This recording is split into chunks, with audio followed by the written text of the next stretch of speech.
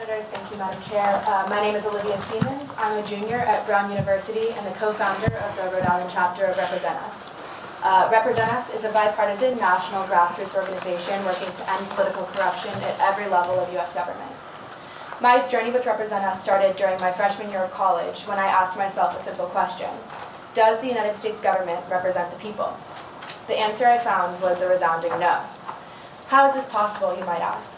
One answer is partisan gerrymandering. As you know, Senators, every 10 years states are tasked with redrawing their own legislative districts based on population data from the previous year's census. This redistricting process is meant to reflect the state's changing demographics and to award representatives to each area accordingly. Historically, this redistricting process has been done by each state's legislative body. Here in Rhode Island, our state assembly controls the redistricting process. But over the past 40 years, it has become abundantly clear that trusting our legislators with this massive responsibility has been a mistake. Because by allowing our elected officials to map out the districts where they will eventually run for re-election, we are, in effect, letting politicians choose their own voters. With very few restrictions on the maps they may legally draw, politicians have thought of all sorts of creative ways of disenfranchising anyone who disagrees with them.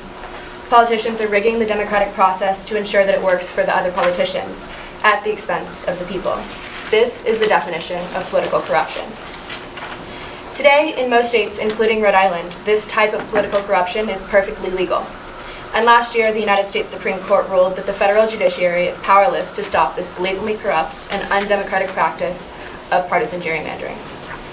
But you, Senators, you're not powerless. You can solve the problem of partisan gerrymandering and restore power to the people of Rhode Island by passing Joint Resolution S2077. Partisan gerrymandering is antithetical to the basic values of American democracy.